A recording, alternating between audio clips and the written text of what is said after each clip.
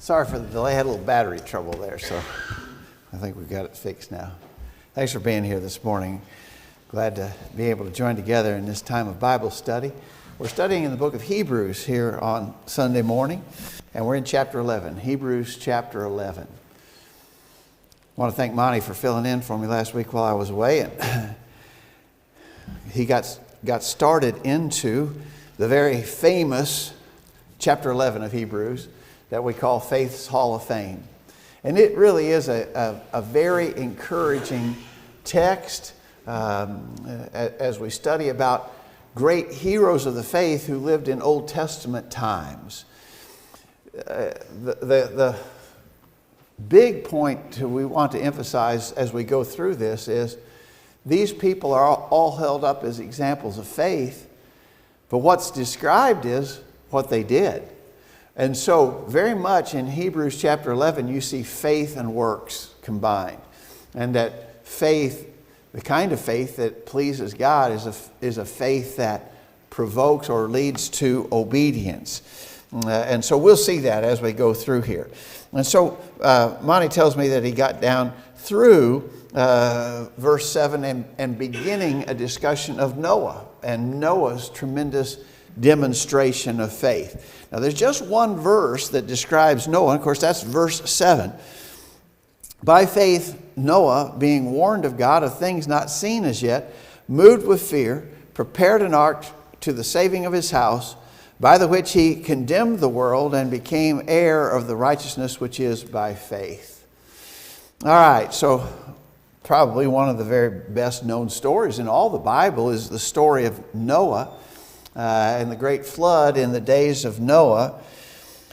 I wonder what you think about that first expression, Noah being warned of God of things not seen as yet. What do you think that's referring to when Noah was warned of things not seen? No, we would say he was warned about things never seen before. Tom? Several things come into play. One was rain. His work, the earth was going to be flooded and there was going to rain coming from there. Sort of indication that might not really happen as yet. Two, just the destruction of the world, as he knew it. Something that it was probably hard to even comprehend. Noah, So at a minimum, the flood, the worldwide flood, never been seen before, never been seen since. And as you say, the devastation that would cause would be incredible and overwhelming. I was telling some folks before services began this morning, when I was in Birmingham Wednesday night, I don't know if any of you heard the news carriers, they had terrible flash flooding on the south side of Birmingham where I was, right there where the church building was, starting just before church services and then on through the night. They had over 13 inches of rain right there in that one spot. All during services, you could just hear the rain pounding down on the roof. This was bad. The lights went out just as services were beginning, and so we conducted the whole services with emergency light. I didn't have PowerPoint. I'm very PowerPoint addicted. So I had to preach without PowerPoint and under emergency lights, lightning flashing. And every time the lightning would flash, it would pop on the PA system. It was a bad, stormy night. And of course, it down there, and I think there was even some coverage of it up here. That makes news headlines, a big flash flood event in a locality. And when you see the pictures about the devastation that just a flash flood in one locality, just a few months ago in Waverly, when they had the horrible floods in Waverly, the pictures of devastation caused by flooding in even just a localized area, pretty incredible. Think of a worldwide flood. It's just not even conceivable in our minds what kind of things done. We think, because we are young earth people who believe in the global flood, we think that things like the Grand Canyon were formed in the aftermath of Noah's flood. Well, you think, for all of you who've been to the Grand Canyon and seen that, to imagine that likely formed really fast in the runoff after the flood. So, Noah being warned of God of things not seen as yet. Yeah. I wonder what I really think It so. wasn't big high mountains at the time, but I think they was formed during that time. That's right. There's all indications. Go back to Genesis 7 a minute and just be reminded of a couple of things. Genesis 7, verse 11, in the 600th year of Noah's life, in the second month, the 17th day of the month, the same day were all the fountains of the great deep broken up, and the windows of heaven were opened, and the rain was upon the earth 40 days and 40 nights. 40 days of rain. You know, a lot of times we think, I think especially kids focus on it, rain for 40 days. I really don't even think that's where the majority of the water came from, probably. The two things mentioned there in verse 11, the fountains of the great deep were broken up, and so subterranean reservoirs of water were burst out or expelled. I think that suggests that there was violent geological activity taking place during the time of the flood. I think as Gordon suggested, it was during that time that the continental plates were shifted, great mountain ranges were shoved up, deep ocean basins were carved out. We can't even imagine geological activity on that scale. I think when it says the windows of heaven were open, we've talked before, we think probably before the flood the earth was enveloped in a water vapor canopy that kept it tropical all over. When the flood came, God caused that water vapor canopy to collapse, and that brought forth all the water that was contained. And so I think it's probably a significant understatement when it says that Noah was warned of things not seen as yet. That's a pretty much overstatement. It doesn't begin to describe all the things that he did see that had never been seen before or since. But Tom mentioned something I think is also interesting. I think there's a high probability he had never even seen it rain before. Look in Genesis 2. In Genesis 2, verse 5, it says, every plant of the field before it was in the earth, and I've lost part of my page there. What does that say? Is it every tree of the field? And before it grew. For the Lord God had not caused it to rain upon the earth, and there was not a man to till the ground. But there went up a mist from the earth and watered the whole face of the ground. And so, as Tom suggested, I think there's a good probability that it never even rained before the flood. Maybe an additional proof of that is, what was the sign that came after the flood? The rainbow. Well, if it had rained before the flood, the rainbow would have been in the sky, because the rainbow is a natural physical event, right? I mean, light refracted through water droplets produces the rainbow. That's not a miracle. The rainbow is not a miracle. The rainbow is a natural event. There hadn't been a rainbow before, which probably lends to the argument that it hadn't rained before. Okay, put that all together. So Noah is told it's going to rain. I'm not sure what you mean by that. What is rain? And he says the earth is just going to be torn and shaken, and incredible events are going to incur. Notice, I never saw anything like that before. The reaction of lots of people would be, I can't believe that's going to happen, and I'm not going to react to something that I don't understand. I'm not going to react to something that I've never seen. I just can't believe that anything like that's going to happen. I believe that'd be the normal reaction of most people. It was not Noah's reaction. He was warned of God of things not seen as yet, and having thus been warned, it says, he moved with fear, prepared an ark to the saving of his house, by the which he condemned the world and became the heir of righteousness, which is by faith. Again, you want to talk about a tremendous understatement. He prepared an ark. That's all it says. He prepared an ark.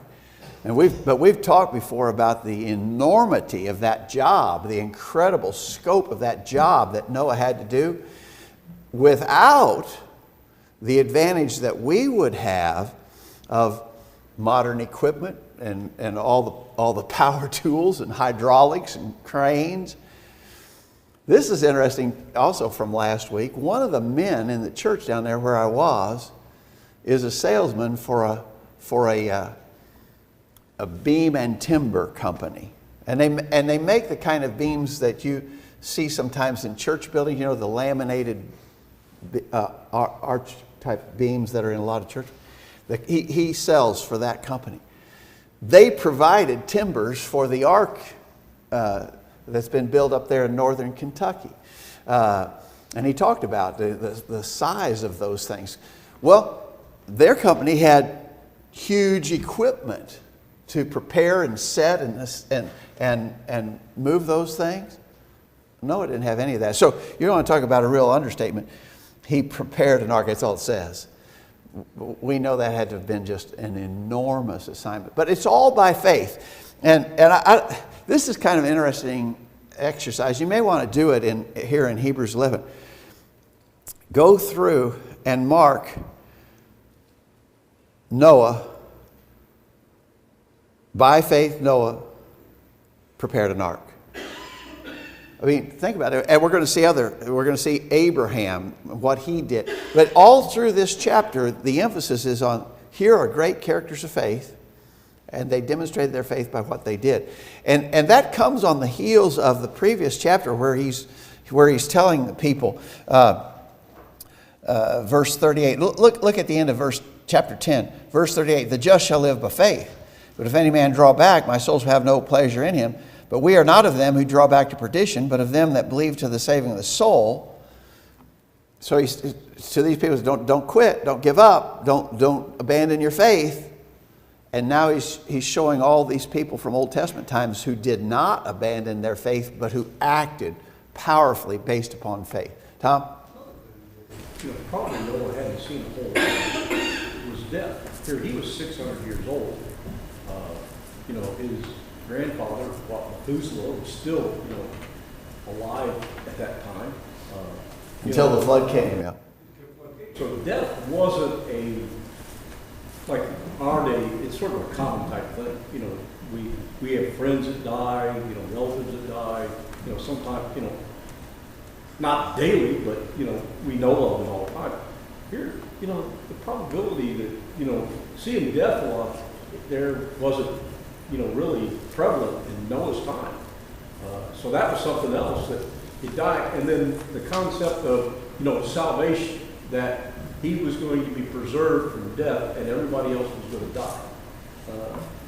You know, that's sort of a, you know, a fearful type thing to sort of comprehend in itself. Yeah. The whole story of Noah is such a powerful story. And there's so many ins and outs to it, so many lessons to be learned from it. But he certainly stands out here as a worthy candidate in faith's Hall of Fame, as we refer to chapter 11. A lot more could be said about it. Oh, by the way, there's kind of an interesting note there in verse 7. He prepared an ark to the saving of his house. Saved his house? In that flood, he saved his house? Well, he didn't save his physical house, right? He saved his family. This is a figure of speech called metonymy. And it's good to learn that figure of speech because it's important in other biblical considerations. The house, the reference to the house is a reference to what was in the house. His family was in the house. It's not the house per se, it's by metonymy, the house represents the occupants of the house, not the house itself proper. You know, that we talk about metonymy when we talk about the Lord's Supper and we drink the cup. Well, we don't really drink the cup. We drink what's in the cup, right? But the scripture refers to drinking the cup. Well, that's metonymy. That's a figure of speech called metonymy. This is a good illustration of we understand it here, right? We understand that when it says he saved his house, it means he saved the contents of the house, not the house proper. When we drink the cup, we drink the contents, not the cup itself. And so you have to understand that figure of speech. And if you don't, and if you misapply it, then you end up where some of our brethren are, that we refer to as one cup observers.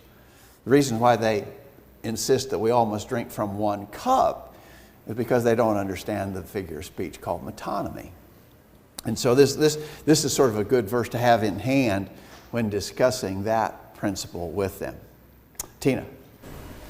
Well, of Noah's great faith, that Noah must have instilled great faith in his sons too, and they had great respect for their daddy because they also helped constructing the ark, did they not? I mean, Well, we assume they did. I mean, it's never stated, but the fact that they were saved indicates that they were righteous people, or they would have been punished with all the rest of the wicked people of the world. And again, Noah, one great thing about it, and all these kind of lessons have been preached many times through the centuries, but Noah had to be a great father in a wicked world, completely corrupt, wicked world. He raised a faithful family. That's impressive, right? All right, so lots to say about Noah. Yes? As we think about Noah, it talks about being divinely warned. This was the judgment God brought on the world. And so as we think about the examples given here in relation to what we're talking about, these Hebrews not falling away and going back, they're showing that Noah prepared for judgment. And that's something that they needed to be continued to be aware of. You need to be prepared for judgment. And here's God's provision for preparing for judgment. It's by through faith and obedience to Jesus. And just like Noah had to have faith and obey God and build an ark, he prepared for a coming judgment. Now these people have to do that too. He didn't give up in his preparations. Because if you've been up there and seen the ark, and to think that Noah and his 4 sons, and even if he hired the whole town near him, that was a monumental undertaking to build that thing. And so it required a huge amount of faith on him.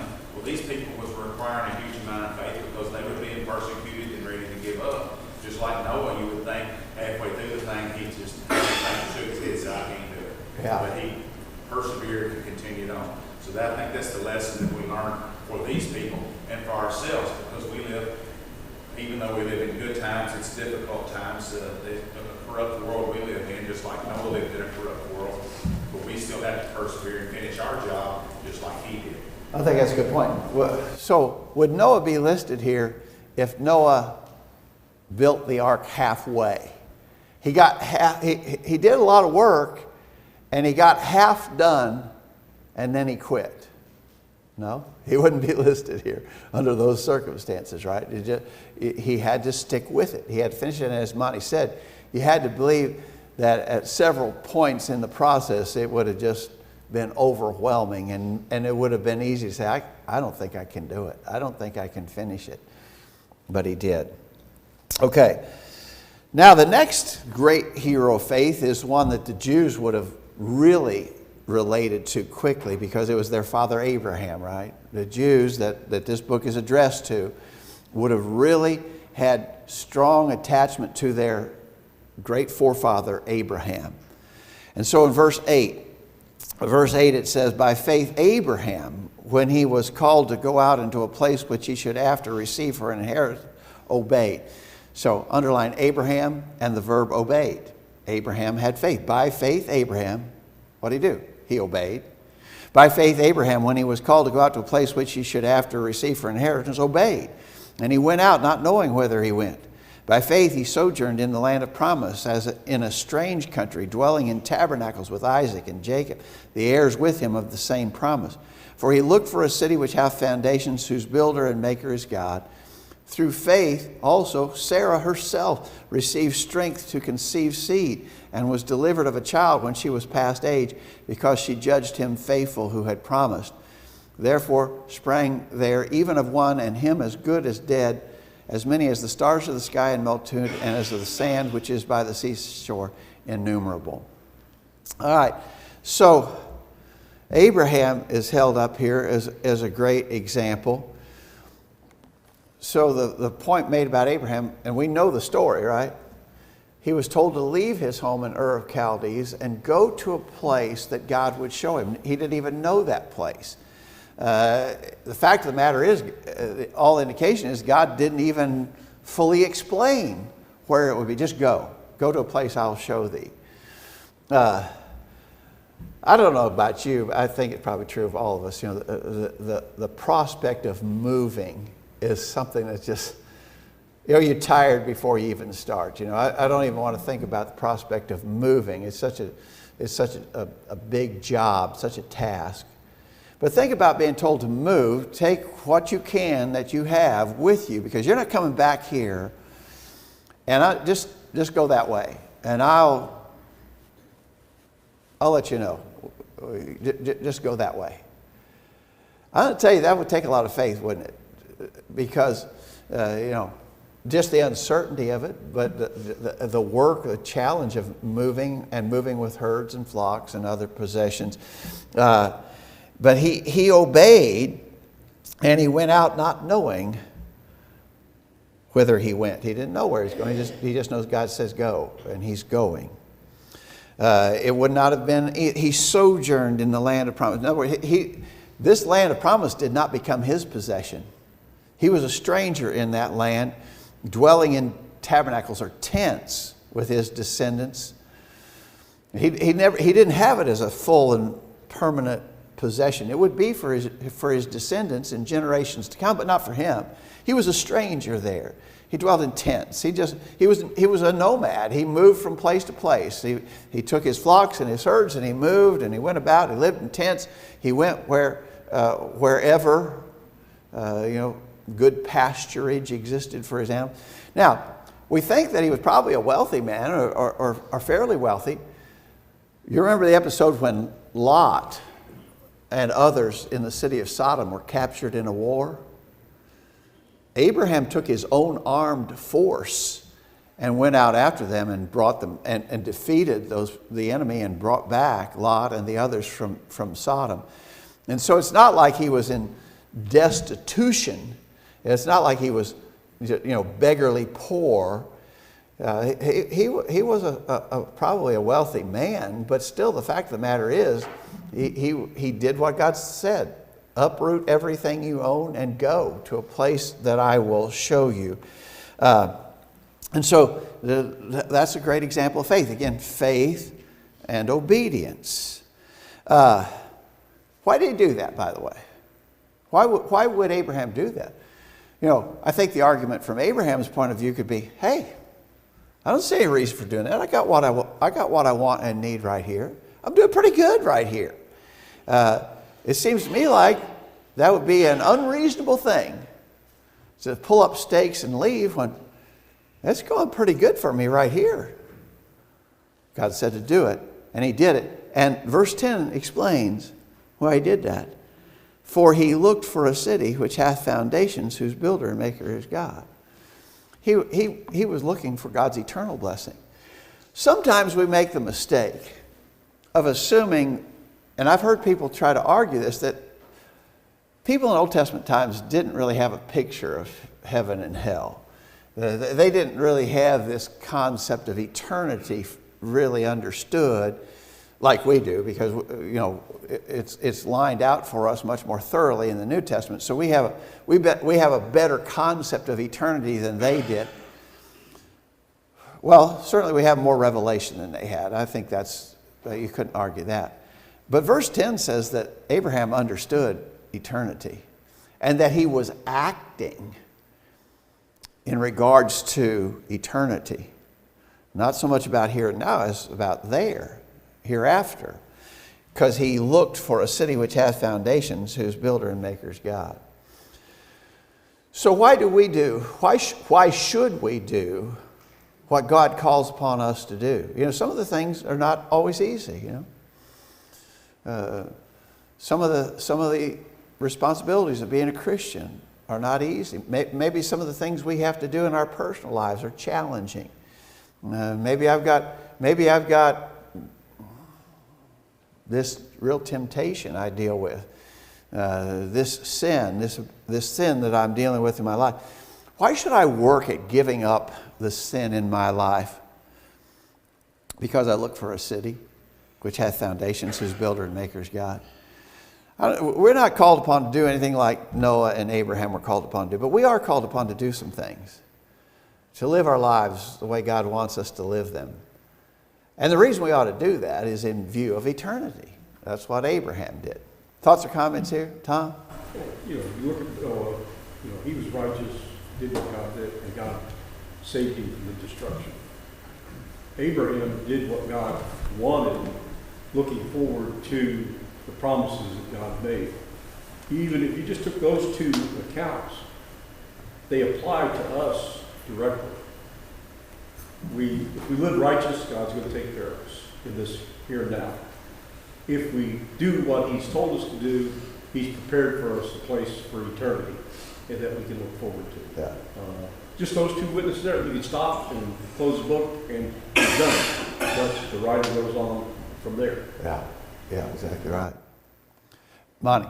You know, as we look at Abraham's example, when God told him to leave, he was leaving family. He told him to get out of the land of his fathers. He was, you know, one would assume, at least I kind of assume, Abraham had a house he lived in. He probably had it reasonably comfortable there, surrounded by family and friends, and God told him to leave. Well, sometimes God requires that of us. We may have to give up family and friends in order to be faithfully serving God. It might be that we need to move to a different area of the country or a different whatever so we can be close enough to worship at a faithful congregation. And so we do the same things, and we're doing it just like Abraham for that ultimate goal of heaven. I mean, like you said, he was probably, well, we know he was very wealthy in his lifetime, but he was willing to give up that even, I think, in order to be a faithful servant of God. So we might be called upon to do the same thing as Abraham, and that was an example for these people he was talking to about not going away. At least them, he wasn't asking them to go live in tents. You know, if Abraham had a home where he came from, a house, he probably had a bed, reasonably comfortable compared to sleeping on the ground. I think he was probably around 70, if I remember right, when he left Ur of the Chaldees. Well, I'm only 60, and if you told me I was going to have to go spend the rest of my life sleeping on the ground in a tent, I'd probably just say, go ahead and shoot me. This ain't going to work. I'll still get up in the morning. But Abraham went ahead and done that because God asked him to, because God said, this is what I need you to do. Yeah. And so we need to be willing to give up and do whatever God asks us to do, because that's what He expects of us. Yeah, good points. I like that expression in verse 10. He looked for a city which hath foundations, whose builder and maker is God. That should be us. So how are you living your life? I'm living my life searching for that city, that eternal city that God has for the righteous. That's how I'm living my life. That's a key phrase we should live by. Wait. You know, it's a lot easier to want to do stuff if you know that there's some reward to it. So, you know, if God said to you, I want you to travel 500 miles across the country, and when you get there, there's going to be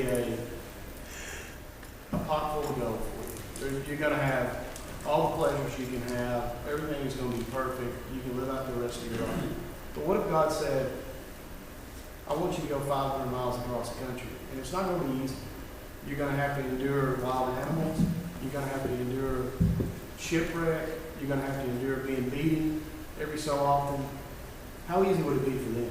Yeah. What would our faith be like then? Yeah. Yeah. I think Paul had to do that. Yeah. And he was told up front. I mean, I think he knew. You know, one of the things that I contemplate sometimes is, so let's say in eternity, by God's grace, we make it to heaven. And there's Noah. And there's Abraham. And there's the Apostle Paul. I wonder if we're not going to feel a little bit ashamed that we complained about any hardships we faced in view of those guys and the hardships they faced. I don't think it would be like that. I honestly don't think it would be like that. But the fact of the matter is, you know, anytime we want to pretend like we've got it tough, just go back and read some of these accounts of people who really had it tough, right? All right, Tina. And these were ordinary people, just like we are. I mean, they stand up to us as great men of faith, but in their time, they were just ordinary people, you know, obeying God.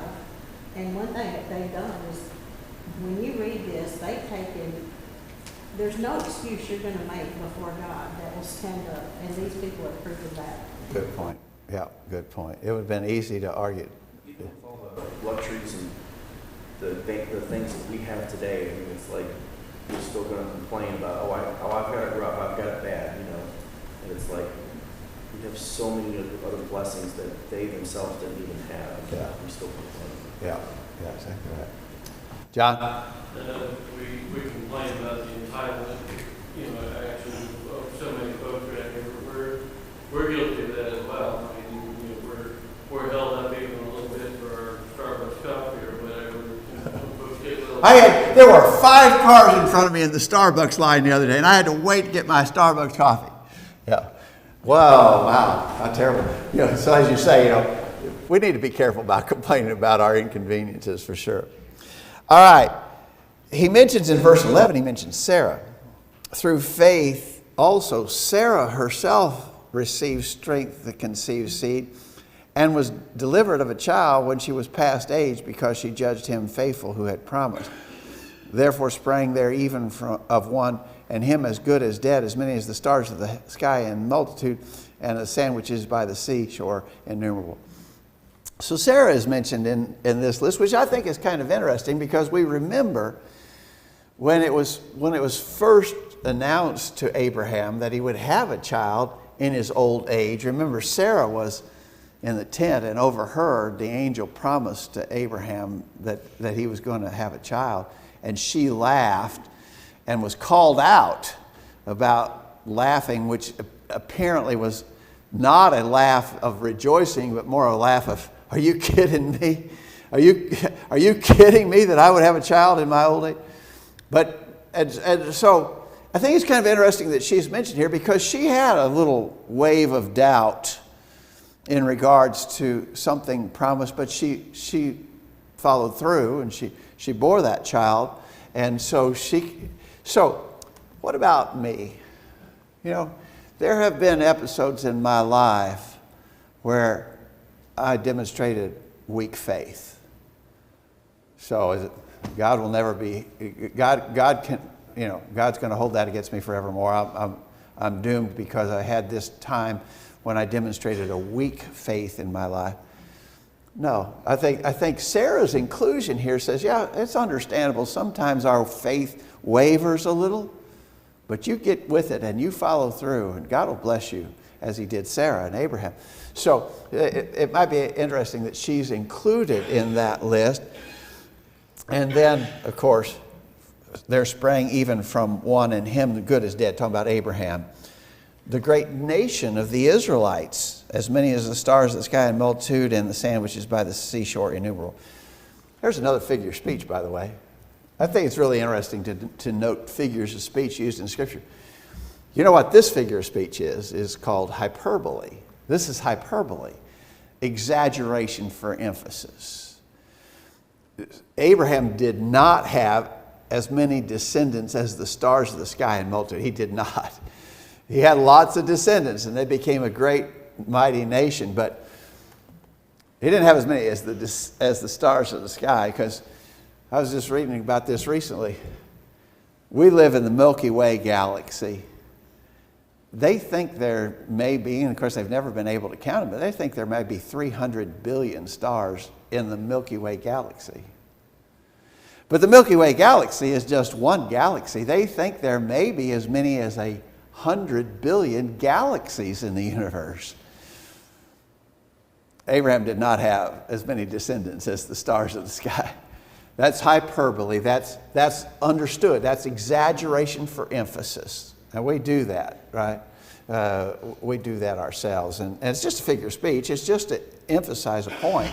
It's not a lie. It's not a contradiction. It's a figure of speech.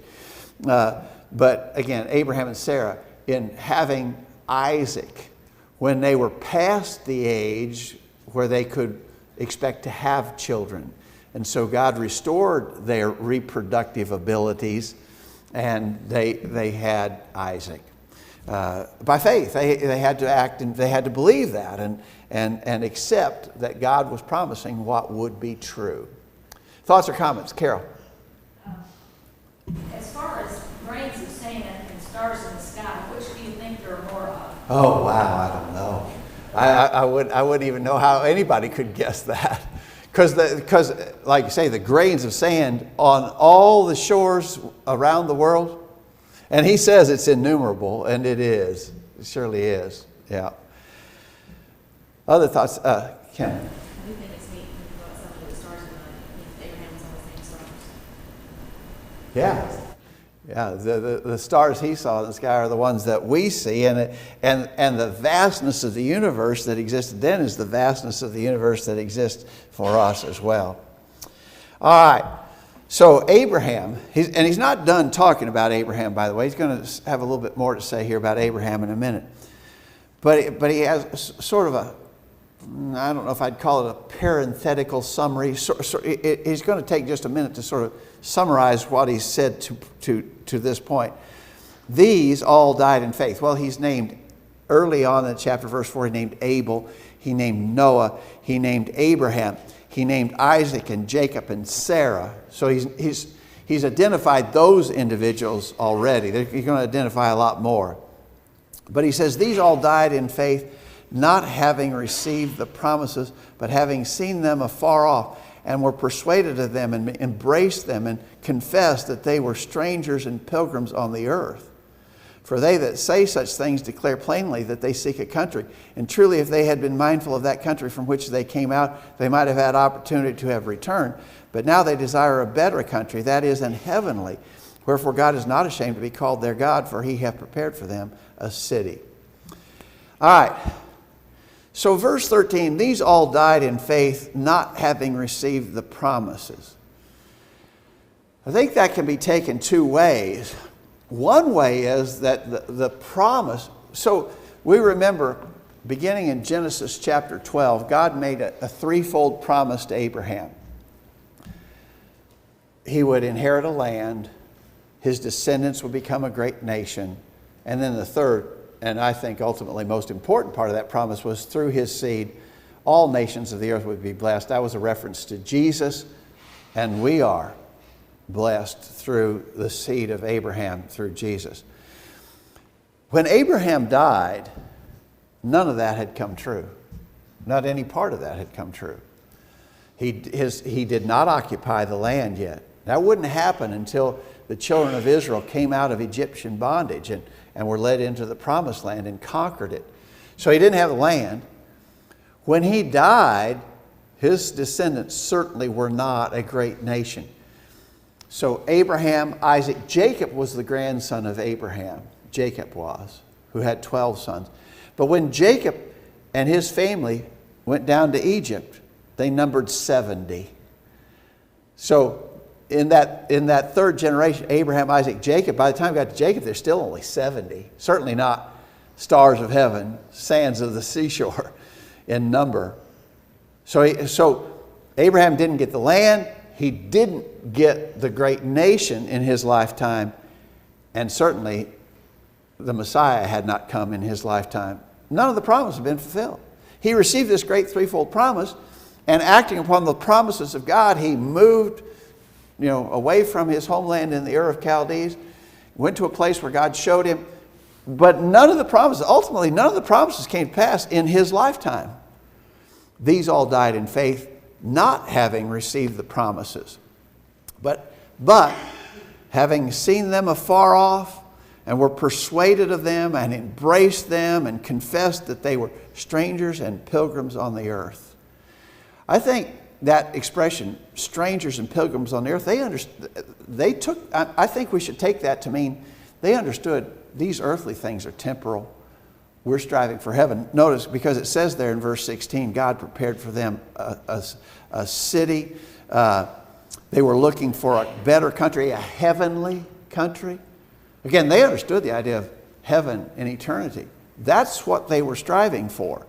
And so what I think, he says they understood that they were strangers and pilgrims on the earth, not just in the literal sense. They were strangers and pilgrims. They were nomadic. They moved around. They lived in tents. And so in a literal sense, they were strangers and pilgrims. But I think this is talking more in the ultimate eternal sense. They saw themselves as strangers and pilgrims on the earth. That's, I think, a big challenge for us.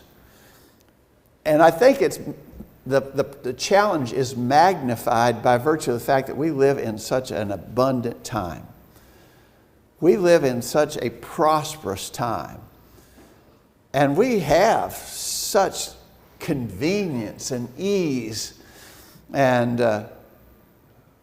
we got to be careful. We got to keep realizing we're just strangers and pilgrims. We're just passing through. This is not our eternal abode.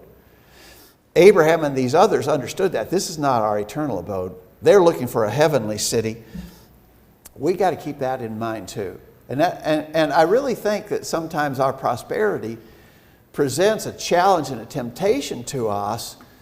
We got to be careful not to be too attached to this present world.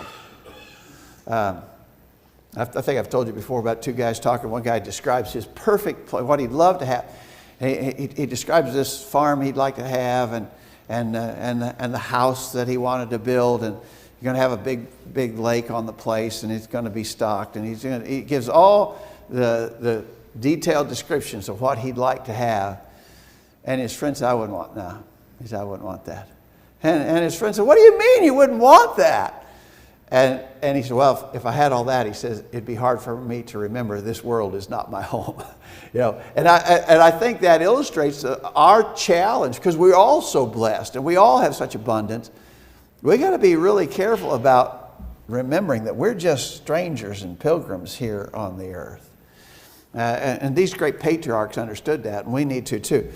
They which say such things declare plainly that they seek a country, not a physical country. He says, because he goes on to say, if they'd been mindful of that country from which they came out, they might have had opportunity to have returned. If they were just really looking for a physical place to live, Abraham had already left a good place. And if he wanted to, he could have turned around and gone back to that place. But that's not what he was about. He says, but now they desire a better country, that is a heavenly. Wherefore God is not ashamed to be called their God, for he hath prepared for them a city. Again, I think that's a pretty significant challenge for us. And Abraham stands as a great hero of the faith in regards to his determination to pursue God and to do God's will in respect to those things. So Abraham is a great example of faith. Mon, do you have a thought? Just as we think about Abraham, it talks about that all these died in faith, having not received the promises. We're sort of in that same ship. Abraham went and he done everything God told him, with the understanding up front, apparently, that I'm going to give this to your descendants, but it's not going to be yours. So I'm going to ask you to give up and do all this stuff, but you're not actually going to get the reward. Well, in a way, God's told us the same thing. He's asked us to go and to live as a Christian and behave ourselves the way He's instructed us to be, but we're not really getting the reward for it here. We'll have a better life for it here. Probably Abraham had a better life. As we know, he became very wealthy, but still, we're going to do all the work, but not get the reward in this life. We're still going to wait. We're going to have to wait. And so it's the same thing for us, and it's the same thing for these people that He's telling them not to fall away. Is in the context here is you're going to do all the work, and you're going to have it tough here. You're being persecuted. Like I said, sleeping on the ground for Abraham about 110 years before, I think it was, or a long time, decades before he got around to dying. You're going to do all this work. You're going to suffer hardship, but don't give up, because the reward's worth it. I think that's right. But I am going to hold out that Abraham had a cot, at least, and didn't have to sleep on the hard ground. All right, everybody. Great comments. This is really an encouraging chapter. There's so much here. We'll pick up our study there next week. Well, actually, next week we'll have our gospel meeting, so it'll be 2 weeks from today. And next week we'll have Jimmy Michael giving us a lesson during this hour, and we'll have the high school and junior high class sit in with us during this hour next Sunday.